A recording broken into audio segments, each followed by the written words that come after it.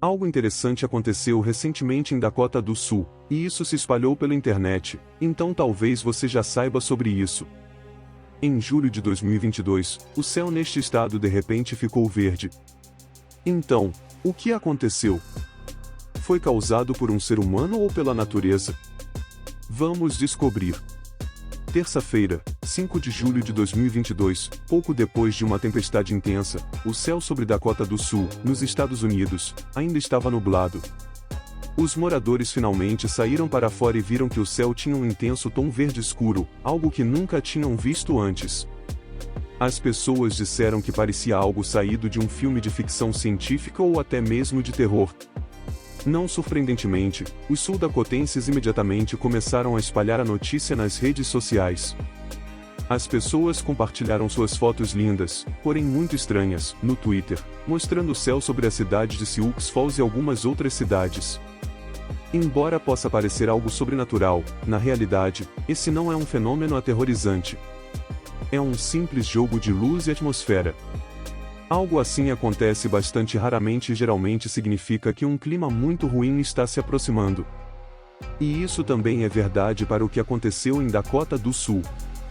Logo antes de as pessoas começarem a compartilhar fotos, uma tempestade varreu a cidade de Sioux Falls. Isso foi confirmado pelo Serviço Meteorológico dos Estados Unidos. Essa tempestade foi terrível, com velocidades de vento de cerca de 100 milhas por hora, de acordo com a escala de Beaufort para velocidades de vento. Essa é a tempestade mais rápida e destrutiva. Há apenas 12 números nessa escala, e a força máxima do vento começa em 73 milhas por hora. Mas por que isso não está em todas as notícias então?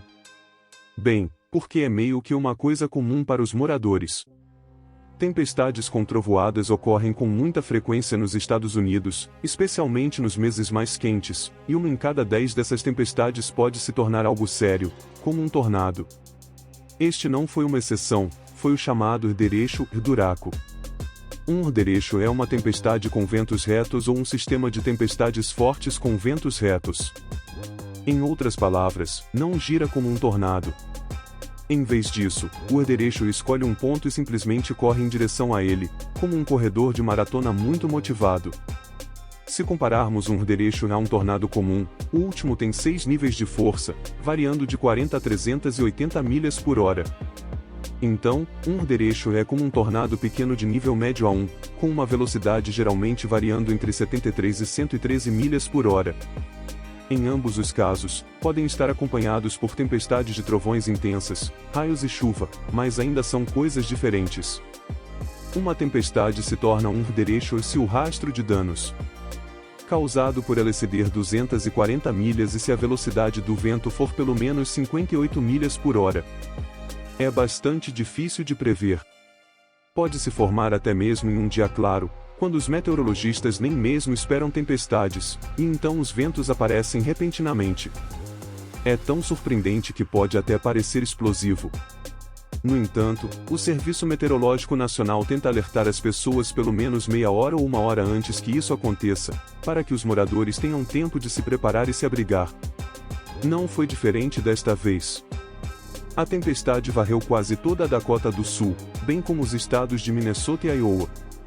As consequências foram bastante graves, mais de 30 mil pessoas ficaram sem eletricidade. Felizmente, as pessoas estavam bem, porque os locais estão acostumados com herderechos. No entanto, o céu verde é algo diferente. Tornou-se uma visão muito incomum para os moradores.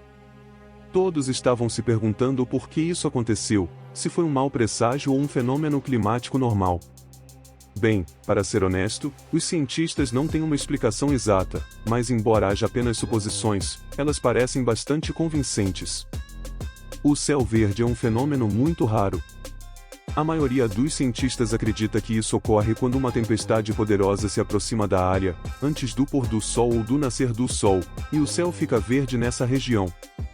O meteorologista da NBC, Bill Carens, que já enfrentou um evento semelhante, sugere que o céu verde tenha aparecido por causa do granizo enorme antes da tempestade. Vamos falar sobre por que o céu parece azul ou qualquer outra tonalidade, dependendo do seu estado de espírito.